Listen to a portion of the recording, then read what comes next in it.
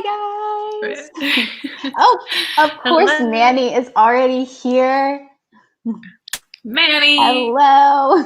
You're the best. All right, Hey and I'm guys, tweeting it.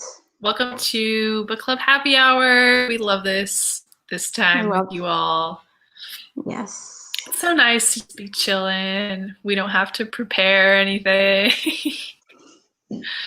Usually we have something to drink, but I just have water today. I Cheers! actually Book Club did Happy bring. Hour in 2020. Yeah.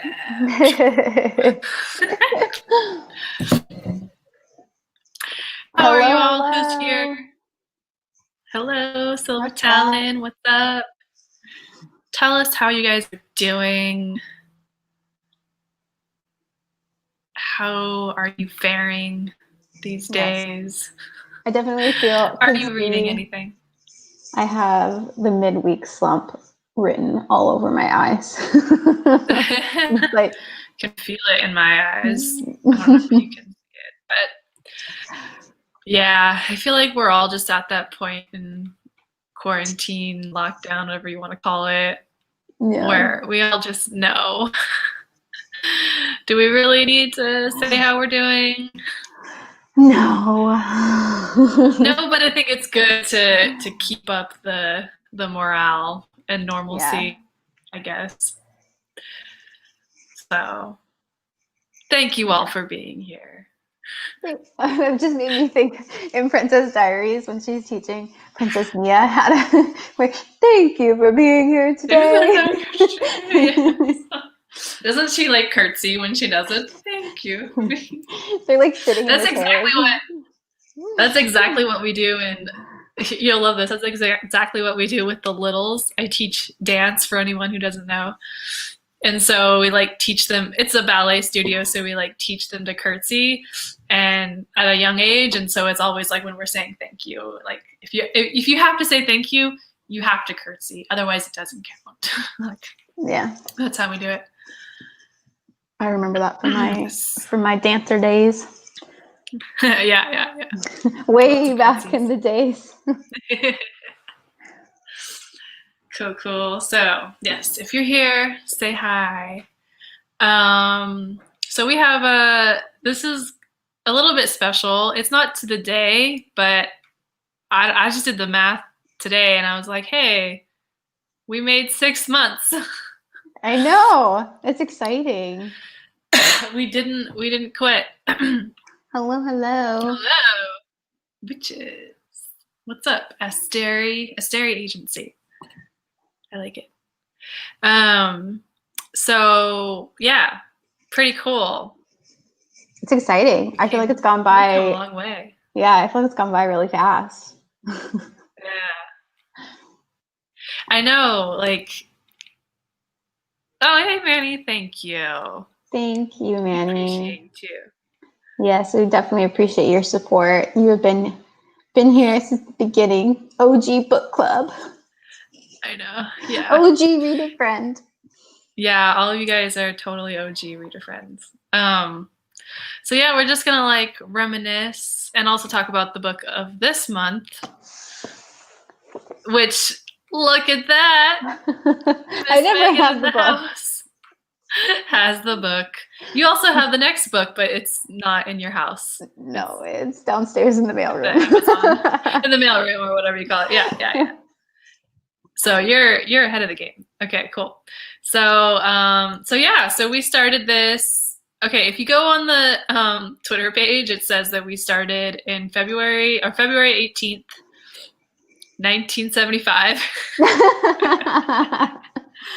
Which We've been around a long time. So not 6 months, 60 years. No, I think it was because I tried to set it at 2020, but they won't let you, like, or it affects your account because you're basically saying you're a minor or something like that. I remember I was like, oh, damn it. So yeah, book club fun fact trivia. We were born in 1975. Yes. I think it's Was that the year? Why did I pick that year? Was it maybe the year Andrew Yang was born? I think that's why I picked it. Because otherwise, why would I pick that year? I think that's why I picked it. Someone Google when Andrew Yang was born. Manny, don't you know? Manny should know, right? Can whip those facts out like nobody's business. Yeah. But anyway, so technically it's actually February 18th, 2020. So yeah, we're a few days off from hitting this month. But this is the live stream. We're having our birthday early. I wish I had one of those noisemakers. Yeah, we should have actually come prepared with like, the party hats and stuff like that. Yeah. Oh. Clearly, Meghin and I are not those types of planners. See, I knew we could count on How cool.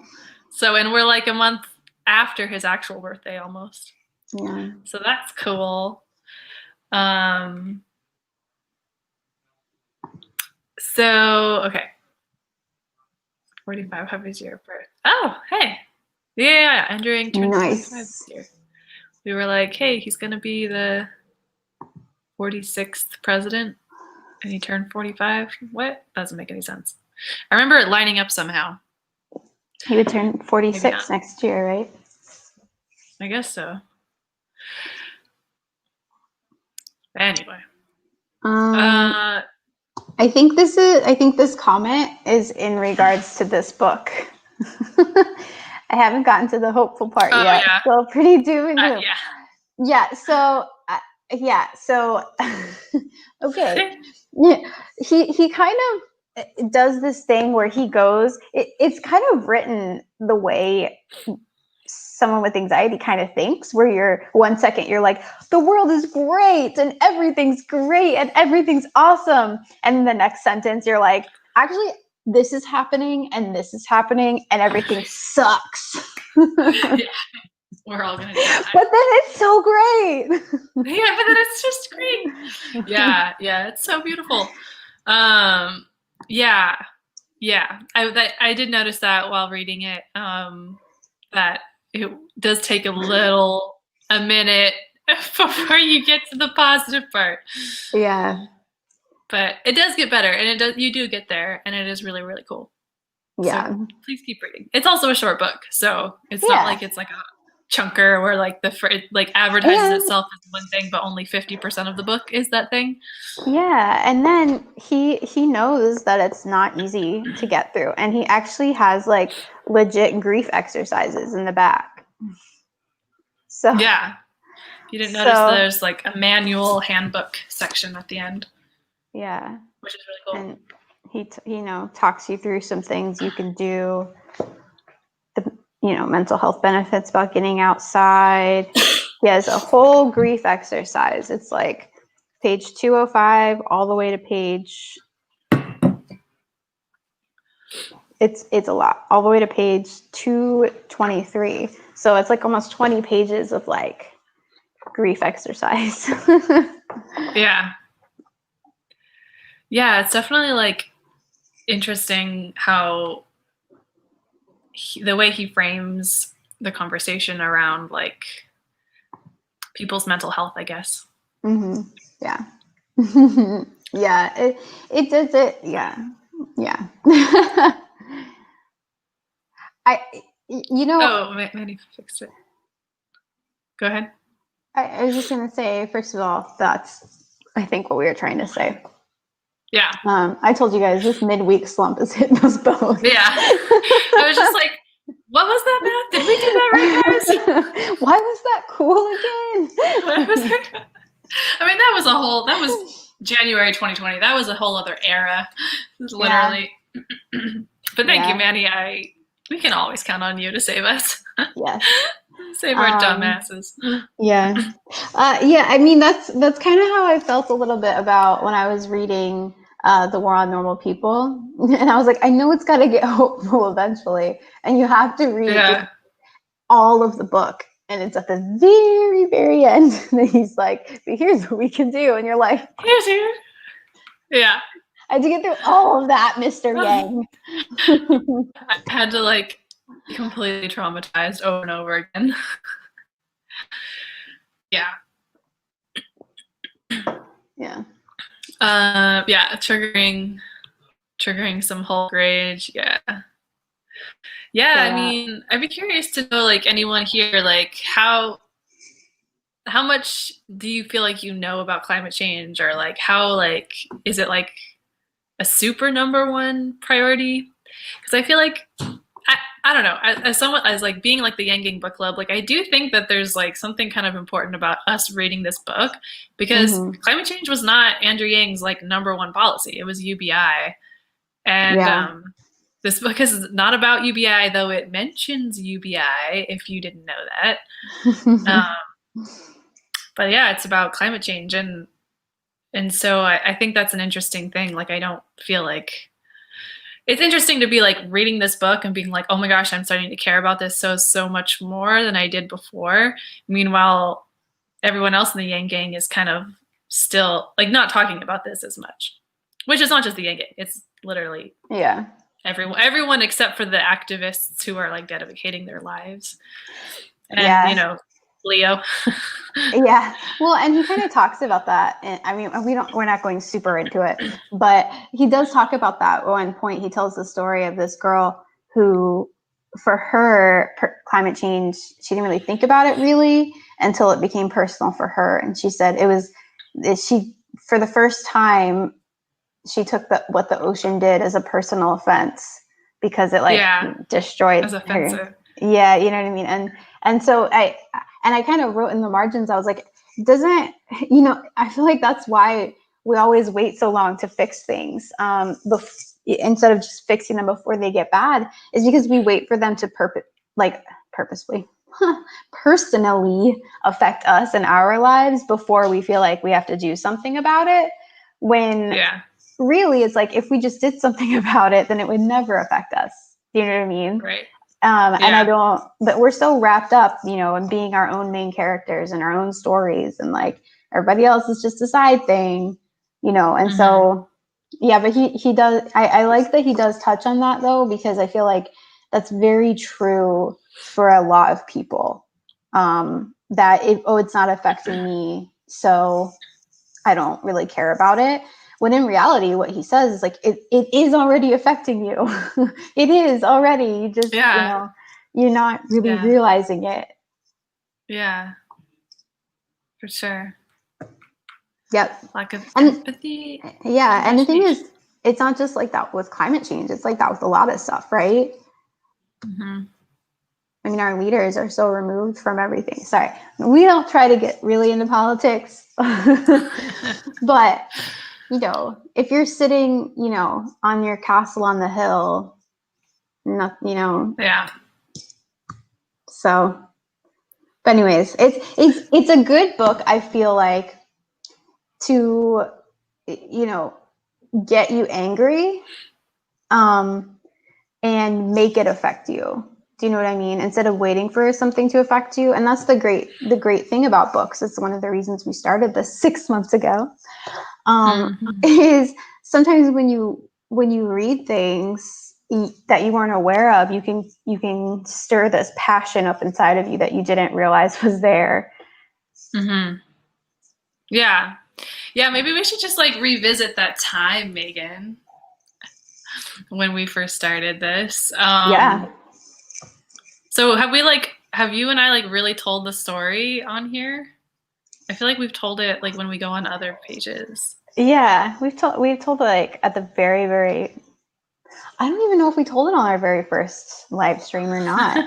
I think you're right. I think we talked about it when we were on other people's podcasts. Right. Because we were so like, I remember the first time we used like this live stream thing, which was to discuss Made by Stephanie Land, our first book. And we were so like over prepared. We like had this whole thing like drawn out, and like we were so hyper focused on just the book. And we were like over prepared but also under prepared.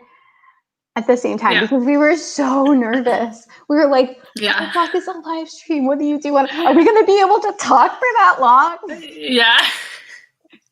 Imagine. Meanwhile, we like went through like every single quote in the book. Literally every single one. I know. Oh man. I mean, it was thorough. It was thorough. Yeah. I don't know how interesting it was. I mean, people said it was interesting, and you know, so yeah.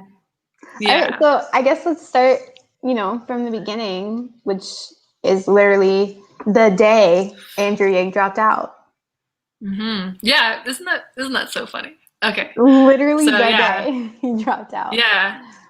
So I tweeted about the book club, wanting to start a Yang Gang book club. Yeah, and then someone else had tweeted. I never saw the tweet. Yours. No, which is so funny because yours is the one that like blew up, like thousands of likes and retweets. And then I found this like tiny little tweet with this tiny little thread. But we did start a group chat and you were just kind of throwing it out there and you were like, oh wow, people are like actually interested. And so Natalie, who was one of our other co-founders originally, she found you and brought you into the chat. Oh, it was Natalie. Right. Mm-hmm. Yeah. No, I remember that. Right. And so then I come in there and you guys are all saying, well, what should we read first? And I'm like, what? You're already picking what book you're going to read? She's like, what should we read first? Well, like Made by Stephanie Land because of Evelyn Yang, and then like, okay, so yeah, when do you guys want to meet? And like, it was just very like internal, like the conversation was very like, this is the book club. And I was just in there like, well, guys, I was, thinking we could make this actually like the whole Yang Gang, like really big. And you were like the first person to respond, like, I second that motion. So it was cool. And, I was like, I'm thinking Oprah. I'm thinking Witherspoon. And like take over the world vibes. And you were like, me too. And I think we almost scared people. I know. Yeah, I know. They were like, wait, people. What? People started leaving the chat. I know. And I was like, we were like, oh, okay, well, we'll just do this ourselves. And luckily, and at the time it was 3 of us. Mm-hmm. And it still kind of is because then after that, we started like actually working on it. And then I was like, oh, I should probably get the handle, right? So I like go and search Yang Gang Book Club. And I see there's already a Yang Gang Book Club. And it was like a little bit of a like, wah wah moment. But then I noticed that they hadn't tweeted, the account hadn't been tweeted from since like November or something. So I just reached out to them, and them ended up being Trevor. And Trevor was super stoked that we were going to kind of take up the idea. And so Trevor actually helps us now, which is super awesome. He's actually sort of a great third pillar of, mostly it's Meghin and I who do everything, but Trevor's also a big help. So yeah. And now we have the Yang Gang librarians. Did I skip anything? I feel like I like just fast forwarded way into the future, but I don't think so. I mean, we didn't tell the story about, when it blew up, I guess. Oh yeah. After so, we, Kateri had that like giant tweet and a reporter from Elle like commented and was like, hey, can I talk to you about this? And so really quickly, Kateri, Natalie, and I were like in this like group chat, and she's like, what should I say? We don't even have a mission statement. We haven't even like thought about it. She's like, but it's next week. Yeah. So we like quickly got the Twitter together. We got that video that we have, our very first little video on YouTube made up. Natalie did that mission for statement. Us. Yeah. We got the page set up and all of that. We got our Google form. We got that set up. That's been here since the beginning. Yeah. Google form going strong still. Yes. Added to it, but yeah. Yeah. And, and we had a really cool guy, Jake, come on and help us with some of those technical difficulties with the figuring that out. You know, so, and then she went and had her interview. And then I think you went on Voice's channel, right? Mindful Skeptics. You went on his channel, and that kind of blew up a little bit. But that was, okay, no, the Elle article came before. So right before that, the Elle article came out, but she didn't tell you. Yeah. Tell them the way you found out. Yeah. Or no, she did. She did. She emailed me, and I literally just didn't see the email. Oh. Yeah. So, like, I had gotten an email from her, like, hey, just so you know, like, I published it, the Elle article, and that was, like, maybe, like, I want to say, like, 2 p.m. And then it was, like, hours later that evening when, like, oh, no, I think I might have gone back and screenshot our group chat. We were freaking out. We were freaking out. It was because like Evelyn, I was like, guys. And we're literally like, Evelyn! Yes, we're literally freaking out in our group chat, sending pictures of our faces. Like, yeah, like,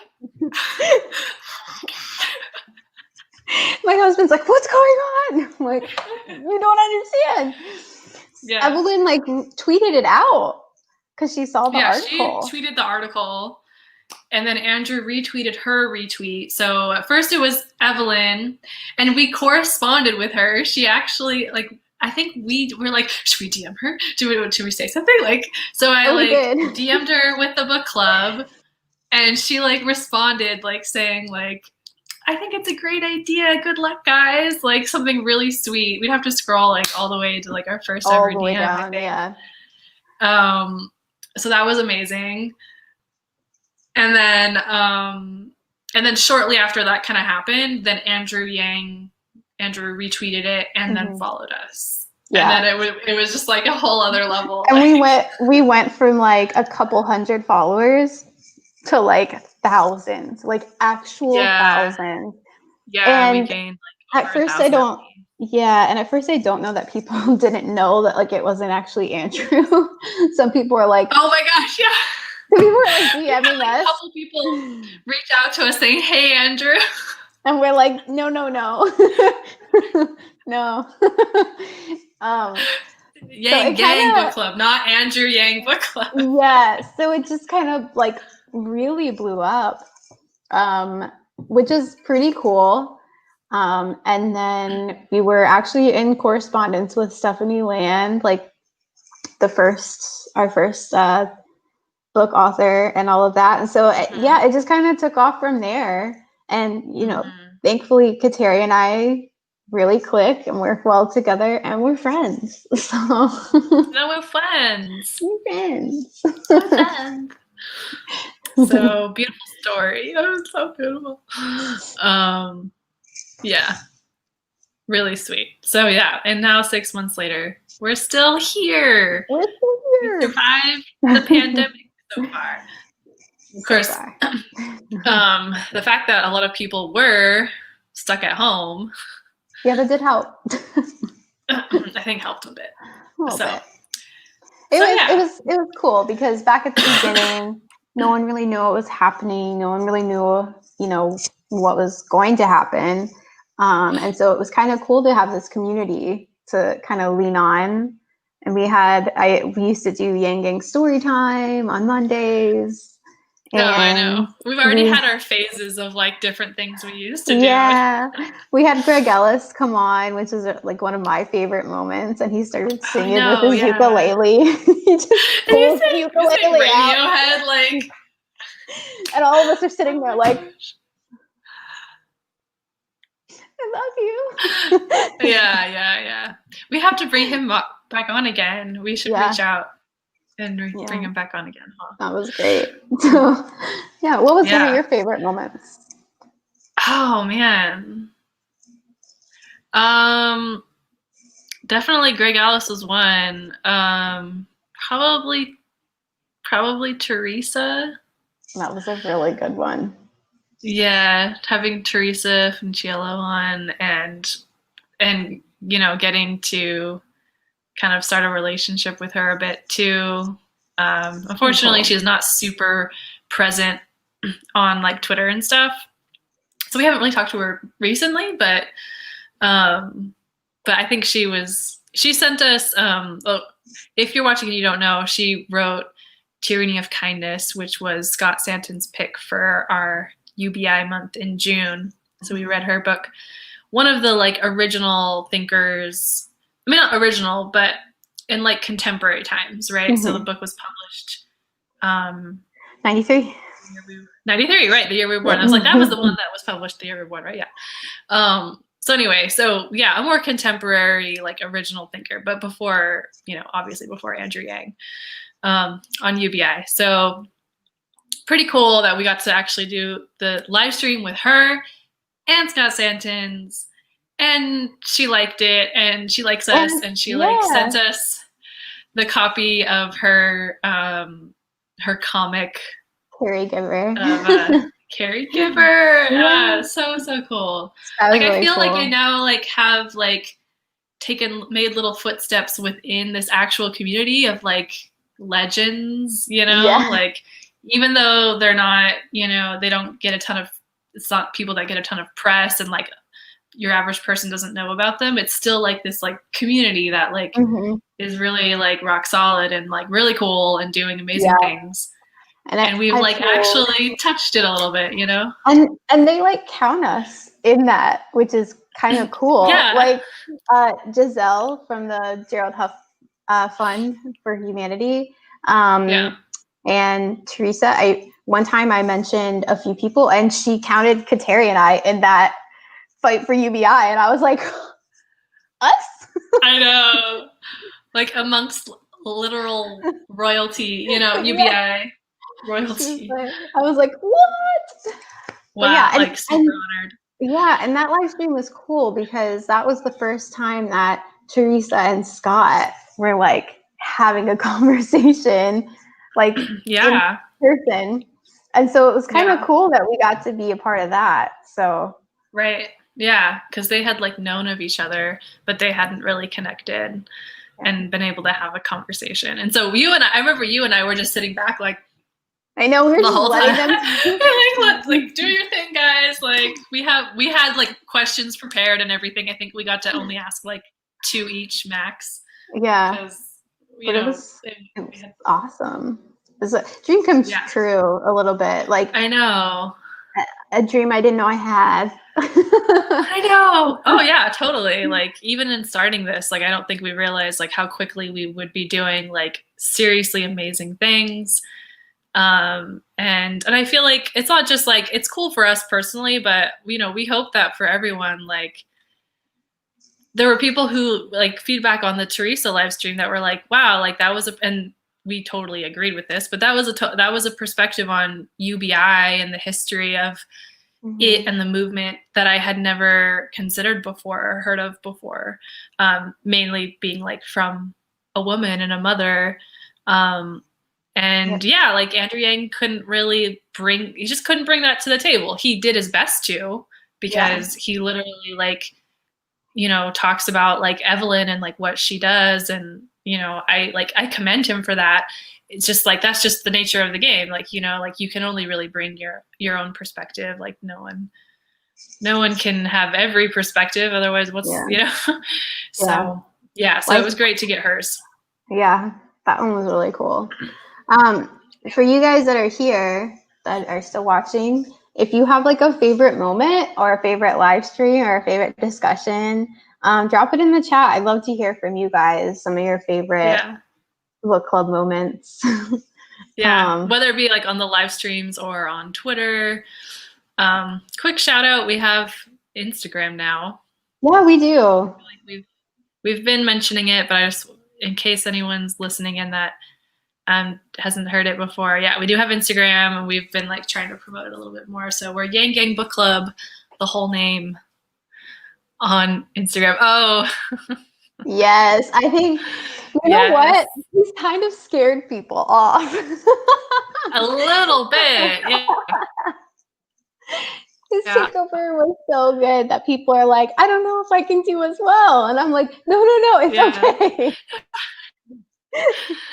Yeah. Yeah. Because, the hope is that eventually one day Andrew Yang will do a takeover and like, people are going to be like, how am I going to follow that? Well, we still got to keep going, guys. Look, everyone is just a person. Okay. We're all people here. We're all people, and we all have great reading taste. Yeah. Everybody likes some book, at least one book. Even if you're not a reader, I'm sure you've read at least one book. Mm-hmm. So hard act to follow. Yeah. He literally had costume changes. I know, right? Like, man, it wasn't just one person. It was like 4 different people. Yeah. So y'all need to do, if you guys are a reader friend, if any of you are a reader friend, we really, really hope you will consider doing a takeover at some point. Yes. Please do one. Manny we are booked out, but I liked all of your live stream discussions. My personal favorite was the universal basic poetry. Oh, yeah. I gained a voice. I feel like I should have said that. Yeah. Well, I said that. I did. Thanks, Manny. Yeah. We do tend to think of like the bigger discussion. Universal basic poetry. You guys, here's the behind the scenes of that. We threw that together in like one conversation. Like it was very fast. We were like, hey, we should do something. Because it was like National Poetry Month or something. Yeah. And it got to the end of the month and we were like, we should do something. Yeah. So we're like, hey, let's just post a prompt and like get people to write something. Yeah. A lot of it was Kateri, just so you guys know. She put a lot of thought into that. But it was very, very quick, and I'm glad you guys liked it because it was a lot of fun. It got I hadn't written a poem in like actual years. So it got me writing again. Yeah, which was like one of my favorite parts was I love when people who like don't think they're going to be good at something, like do it, especially something to do with the arts, So like I also teach dance. And so like one of my favorite things about teaching dance is when like a kid just thinks, oh, I'm just not a good dancer. Like they think it's in their DNA that they're not a good dancer. And then you like help them realize like, oh, like there's stuff that you can actually do. So seeing people for the poetry thing, like be like, I haven't written a poem since high school. And then like publish one every day. For some of you, like that was amazing. Yeah. And Manny did a really great one, a collaborative poem with I think she goes by 11 now on Twitter. But but yeah, they had like a really cool, like long collaborative poem. It was really great. Yeah. So that was a good one. I was actually just thinking about the Universal Basic Poetry Week not that long ago. I was like, man, that was really cool. Like people really enjoyed that. And it was something that, because sometimes we'll do something and we're like really excited about it and we hope other people are, but it just doesn't translate. But that was like one time that it just really translated and people really liked it. Yeah. Yeah. I'm like, how are we going to do that again? Like, are all those people still on Twitter? Like, people said they wanted to do it again. I guess we just have to, if we have to like, just let people know in advance. Maybe like in the fall or something. Maybe we can do it like a couple times a year. Yeah. That would be fun. So comment, let us know if any of you guys want to do Universal Basic Poetry again. I think that was always the intention. But that is why we started Wednesdays We Write. And so hopefully we will schedule like story time again, but we'll just do it probably now that that was back when we weren't doing live streams like we are now. So probably schedule them in like quarterly or something. And also I'll be starting school. So I won't have this much time. That'll be the next phase of the book club is Meghin going through school, and also me kind of going back to work. I mean, we'll see. Yeah, it'll be interesting, but we'll be here, guys. Don't worry. We're not going anywhere. No, I like this space too much. I think it's cool because, you know, I felt like the yanking has gone through these phases of negativity, not just on Twitter, but I feel like outside in life in general. There's a lot of anxiety around this time. And so I feel like where you can create pockets of positivity, like create it, you know, and sometimes that means not talking about politics. Sometimes that means talking about what you can do instead of what you can't do. Yeah, and I think one of my favorite things about the book club is I feel like personally that we've managed to kind of create this really cool space to come together and have cool conversations and talk about things that aren't necessarily UBI. And, you know, I think it's something that the yin yang and the world in general just kind of needs more pockets of, you know, more of that like constructive conversation, safe spaces. Yeah. Yeah, for sure. Oh, Manny, you're a sweet talker. Such a sweet talker. Yeah. Except you're genuine. Yeah, I hope you'll do more. Yeah, except you're genuine. I hope you'll do more poetry, Manny. We have. Agreed. I don't think anyone's done the prompt yet today, guys. Someone should do it. I'll hope they do it. Hold on. Which one is it in? I think it's the picture. Oh, yeah. We thought we'd challenge you guys with a fantasy-inspired picture. So, yeah. I wonder if anyone's going to do that one. Someone do it. I mean, there are definitely people who like fantasy, and I like fantasy as well. But people who are big fantasy fans. Yeah. Brandon Sanderson fans among us. So anyway, but that's been so great. I've loved seeing all of your guys' art, Yang Gang art in the house. And then if anyone's listening in who's not in the Reader Friends chat, I feel like if you come to the happy hour, Twitter for 57 minutes.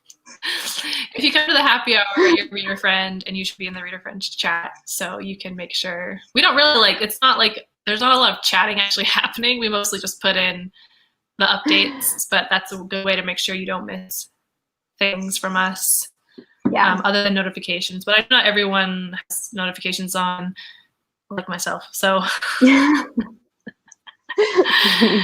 so that's a way to do it if notifications aren't your thing.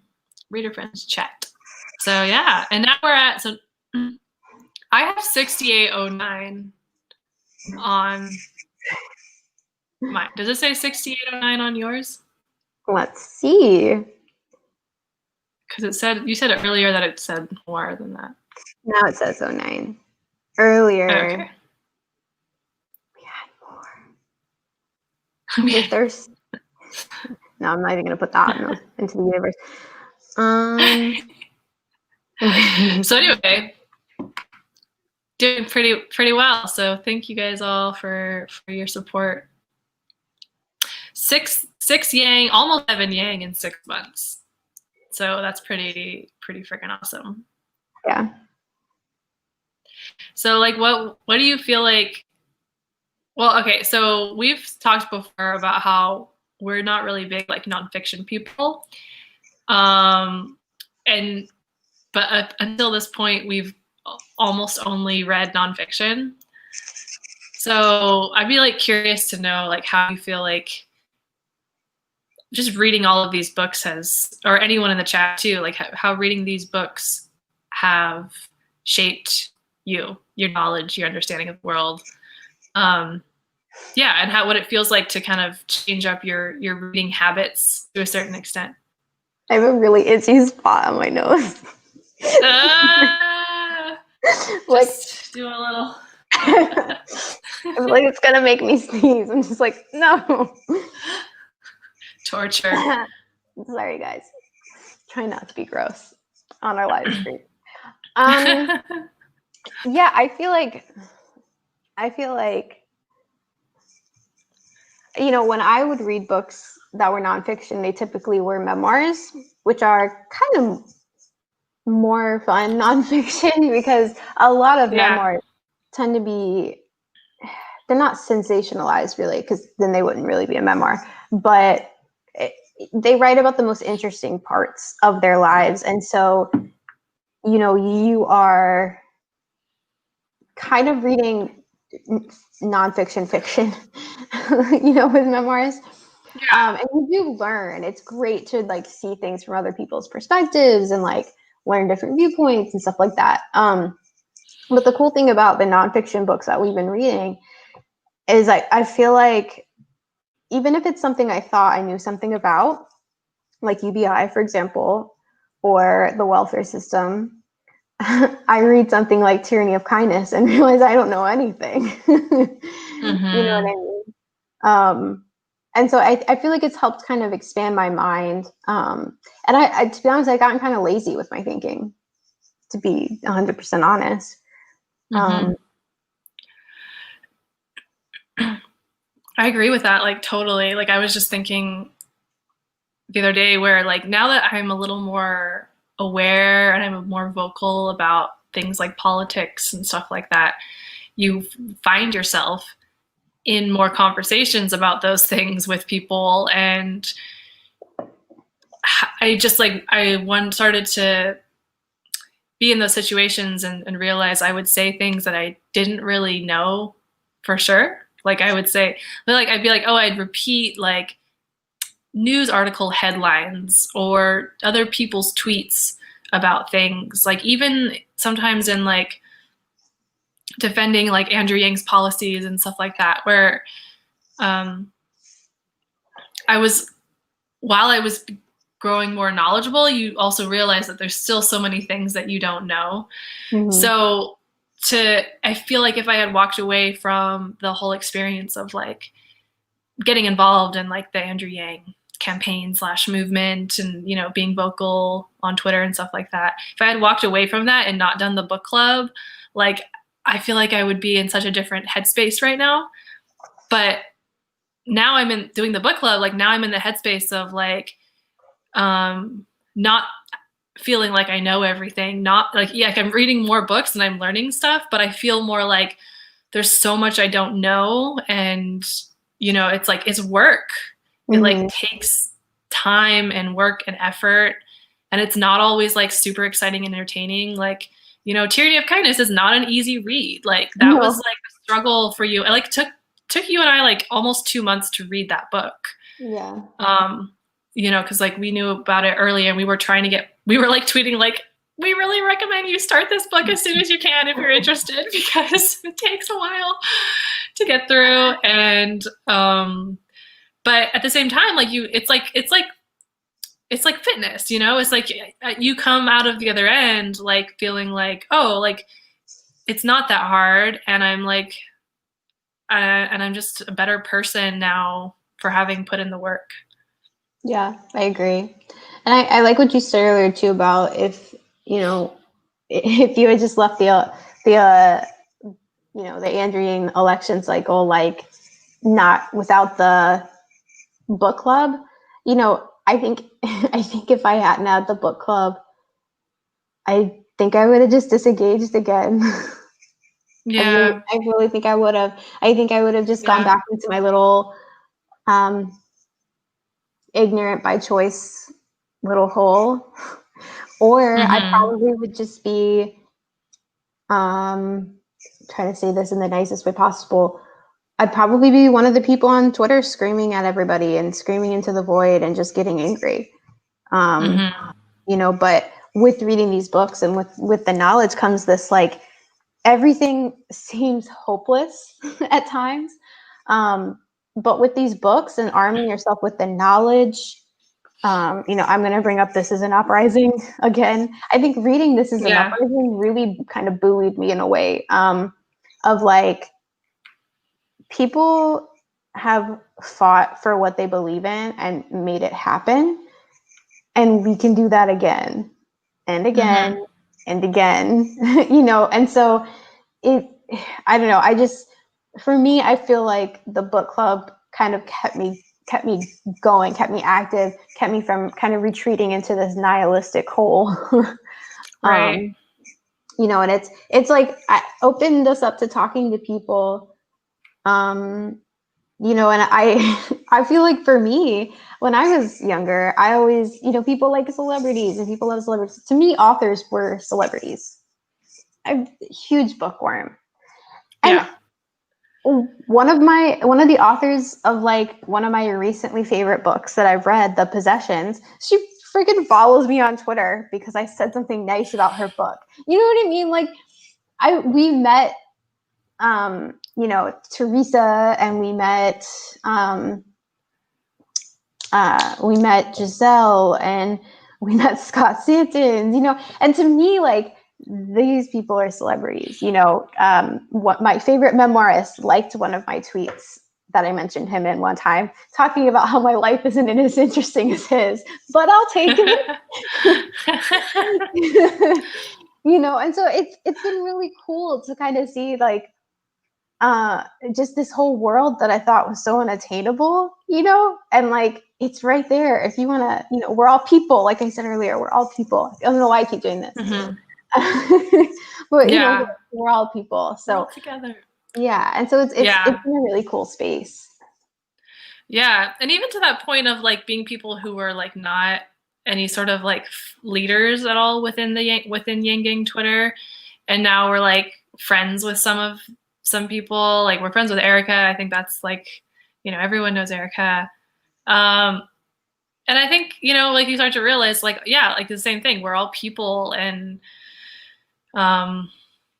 no one's above anybody, and we are all normal people, like Andrew Yang's normal people who are trying to make a difference. And I think the more that we can like remember that, and like Meghin and I don't like really like, our faces aren't on the Twitter page kind of a thing, and we're just like a community more than anything. Like digging into those ideals of like thinking harder and like putting humanity first, and like you said earlier, like it's so, like doing the work like makes you more hopeful of a person. Like you just feel like more things are possible when you're pushing yourself to cause change, or even if it doesn't feel like it's like a lot of change or any change at all in the moment, it feels like you're getting momentum towards some sort of change at some point. So it has been hopeful, and that's a big reason why we picked this book. Yes. Because that's kind of the idea of this book, which is like how what's the word, winning climate change, beating climate change, is actually possible. So that's so Yang Gang, as we like to say. Yes. Awesome. Cool. Thanks, yeah. Thanks, Manny. You're always so like supportive. Yeah. And it really does mean a lot. Yeah, I know. Like for us, like we're not making any money off of this, obviously. Like we have stuff going on, but we still keep at it, and it matters to us that much. And you guys matter to us that much, and the Yang Gang matters to us. So yeah, hearing your feedback is always awesome. Yeah. Cool. Speaking of, we always forget to say this, but please like the videos. We always if you're here, can you like our video? Yeah. We always forget. And then I'm like, shoot. I know. On the last one, I literally thought about it after the video ended. I was like, dang it. On the one with TG. Oh yeah, another cool highlight, if you didn't catch our last live stream, speaking with a former NBA player. Yeah, like how shout out to Erica for making that connection happen as well. So so many cool freaking things, dude. Yeah. Like it's getting to the point where we kind of yanged in real time yeah. on the live stream. Yeah. Low key yang. It was a low key yang, but it was. Yeah. He was like, "Oh, I'm down." We have to send him some links. We forgot to send him some links. Aw, thank you. It's a really interesting interview for sure. Yeah. Okay. So we don't want to be like this echo chamber of like just interviewing people that are like within the Yang Gang like circles, or even if they're like loosely affiliated. We want to make sure we're being inclusive. That's what I wanted to bring up earlier. Our Takeover Tuesdays, we said we're all about normal people. That's why the Takeover Tuesdays, I was telling people, don't let the Genie's things like scare you off. Really, like, forget about Genie, guys. No, but don't, because he's awesome. But don't really. The Takeover Tuesdays are meant to be kind of this cool space for people who might not feel like they have a voice on Twitter to kind of get their moment, because you get our page for like 6 or 7 hours. You get to be the voice of the book club pretty much for the day. And that's on purpose, that anyone who wants to do one, reach out to us. We'll let you do it, because, everyone should have a voice. Mm-hmm. Yeah, I really love that aspect about them. And I hope more of you do one, for sure. I was going to say something, but I forgot. They're fun. On my nose is still itchy, and I don't know why. Oh, no. Just itch it. Now we're all like really watching for you to itch your nose, Meg. I'm good. I'm okay. Cool. So what kind of books do you guys want to read? We want to like also use these moments to get some feedback. Not gonna lie, we kind of already have the rest of the year low-key planned out, but we always want to hear your thoughts, or at the very least like topics, because I feel like up until this point,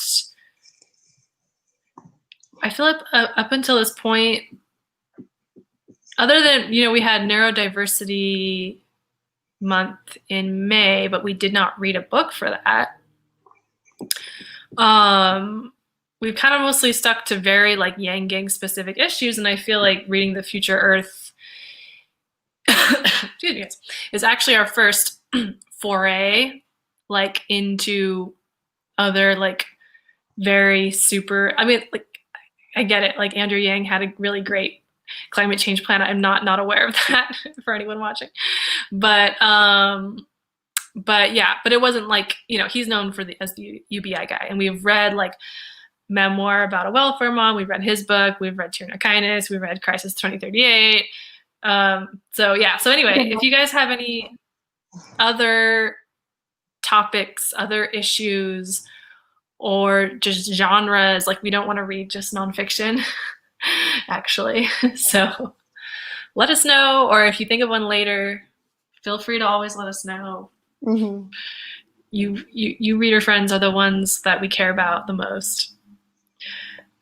But on that note, should I show what the next book is? Yeah, do it.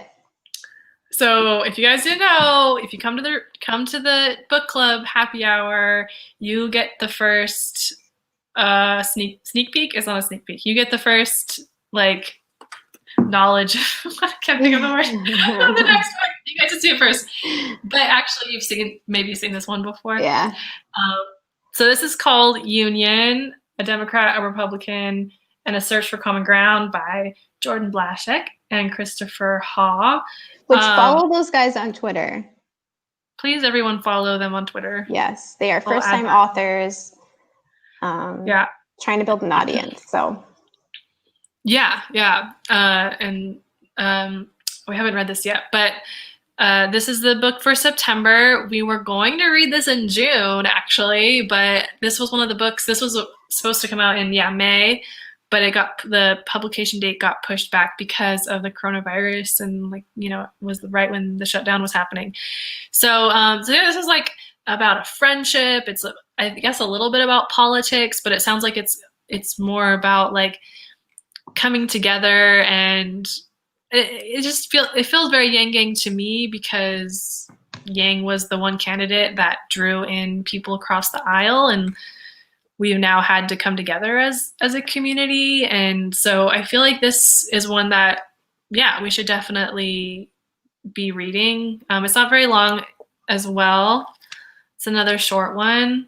Yeah, and it's also a road trip because it's like memoir of these guys' road trip, and it's set or it happens because it's a true story in the year before Donald Trump gets elected, or I think it's kind of like leading up to Donald Trump's election. So I think a lot of like really interesting things about this book.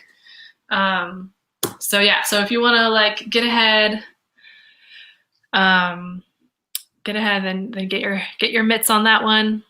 Yep. Look at your local library. Call your local bookstore. This one really is kind of short.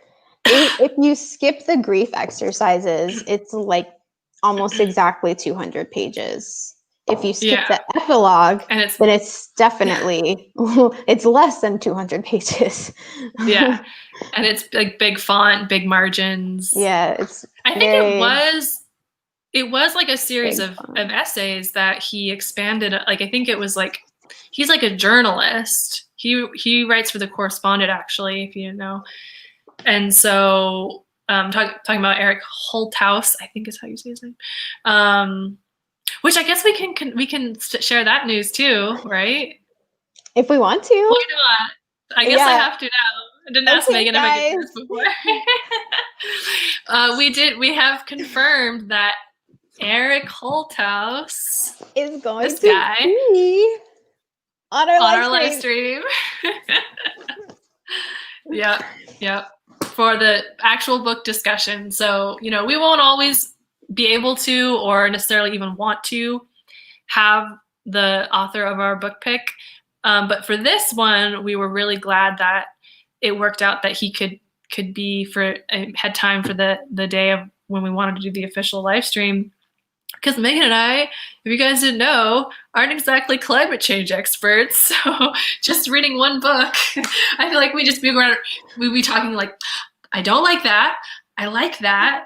Don't like that. And I like that. Not really sure what that is. Yeah, I have to Google that, So so this is a great one that we were able to get that in the bag, get the author to come out. So yeah, very exciting. Fire. Except for not fire, because hopefully climate change. No fire. No Except fire. For no more fires. No fire. Yeah, so big whoop. Big whoop. Yeah. Yeah. So was there anything else we were going to talk about? Or where are we at? We're at an hour, so. Almost, yeah. Well, I guess if you guys... Yeah, I guess if you guys have any last minute questions, comments, I was going to say concerns, but don't tell me those. No, I'm just kidding. I was not going to. I was going to say, what are your top 3 books so far? That we read? Yeah. This is an uprising. I guess we won't count. We won't count for sure. Yeah. I think I brought all of them. This is an uprising 1,000,000 times, I think, is my absolute favorite one, because I think out of all of the ones that we've read, it has the strongest call to action, because it actually tells you how to do that action. Yeah. But you also like... I love Crisis 2038. I love that. I think it's really well written. A lot of the people that are the heroes in the book are female, which he didn't do on purpose. He was just writing how he saw real life. So, yeah, that was a really cool piece of information that Giselle shared with us. She's like, he didn't do it on purpose. I was like, he sees the truth. Saw the Writing's truth. On the wall. Yeah. So that was number 2. For as hard of a read as it was, I think I'd have to count Tyranny of Kindness up there, because it was hard to read, but I learned so much. So much. Yeah. What about you? I feel like my number 3 pick, I don't know, Tyranny of Kindness or Made. Maid was also really good. Because Made, yeah, because it's just, Made was the first one we read, so it's like the furthest back in the past, but I could relate to that book on a certain level. I haven't gone through like half of the shit she's gone through, but at the same time, I've been that person that's like going into like rich people's homes and like doing work for them in multiple different homes and like dealt with feeling that kind of like, I don't know, like not, I won't say second class citizen because that's a bit harsh, but like she paints a picture and a perspective from perspectives that don't get enough airtime, Mm-hmm. like we have all these dramas about rich people and like so much space is given to those voices, but like poor people, but that is exactly what Tyranny of Kindness is doing. They're actually like it's really, I think it's so interesting that we read those within a short time of each other because they're like both kind of two sides of the same coin. Mm-hmm. So maybe that's why I think both books are kind of fighting for the last spot there. They tell some of like the like very similar stories, which is amazing because they're set like 26 years apart. And yet they're still telling some of the same exact stories, and some of those issues are still the same exact issues. Yeah. I mean, the book Tyranny of Kindness was published in 93, but she's talking about like the late 80s. So we're talking like 20 years difference or more. That, I mean, when we did ask Teresa, we were like, what happens after the book? Like, what happens next? And she was like, oh, it gets so much worse. Bill Clinton like gutted the safety net. Yeah. And then here I would have been like, we read them in reverse. I wonder if like we should have read them not in reverse, but either way, it was still really super powerful. And yeah. So our books also all connect, like not on purpose, which is kind of cool. Like they're all very connected. There's like a certain color scheme that has been accidentally chosen as well. Like, well, this one doesn't count. Union doesn't count because I have a proof copy. But like even just these 3. Yeah, like and the then colors. Maeve's over there has yellow and white and black. So like, lots of yellow, not on purpose. Have you considered doing a history book? Well, technically, one of the books we're thinking of doing in November is a history book, right? Are you forgetting which one I just forgot. Yeah, yeah. We used to like try to have things way more planned out, but we realized, I think especially like with Black Lives Matter and George Floyd, I think when that all picked up, we realized the necessity of being able to be flexible. We did regroup, which led us to reading This Is an Uprising, because we had a different plan for the month of July.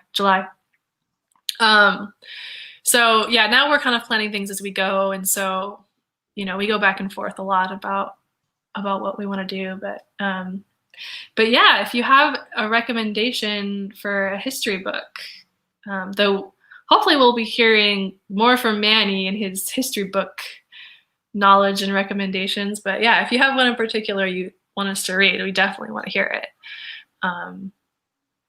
I think we're definitely realizing it. We're realizing that like history's not taught that super well overall. I mean, I've had a couple of really, really great history teachers.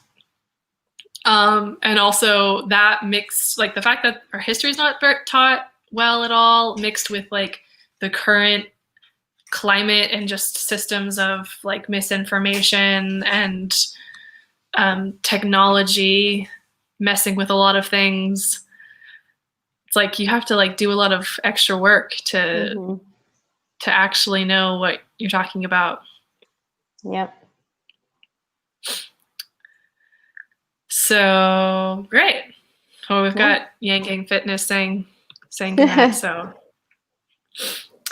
that was fun. I'm so glad that we got to like catch up like that. So thank you guys for walking down memory lane with us. Yeah, thanks for listening. Yeah, we like didn't know what we were going to talk about, and I was like, oh yeah, isn't it like our 6-month anniversary?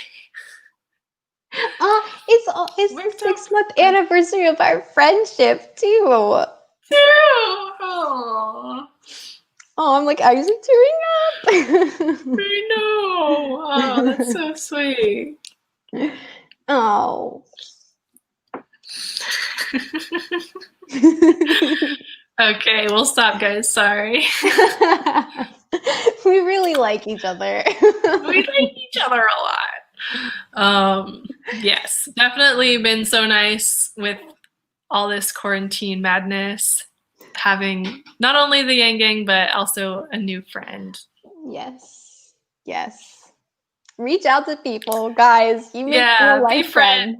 Make friends. Friends are nice. Yeah. Okay, we should probably end it. I feel like my mouth hurts from smiling. Mine too. I was just thinking the same thing. Okay, so guys, come back. I think the only thing we have planned is our book of the month discussion, right? Yeah. So we'll do that. Yeah. Oh, thanks, Manny. Awesome. All right, guys. Yeah, so as of right now, just, we'll let you guys know when our main book discussion is going to be. If we have another live stream between then and now, we'll let you guys know. Yeah, but I think that's the only one we have planned. I mean, we can say the date because it is confirmed. Yeah. You say it because I know you know for sure. I don't want to think I know it. It's the 29th. So at I think our usual book club time, right? 2 p.m. PST, 5 p.m. EST to discuss The Future Earth by Eric Holthaus with Eric Holthaus. We made it. We did it. We made it. It's a big milestone. We've never had an author on. I'm like, what are you talking about? Of course we've had an author on. We have Teresa on.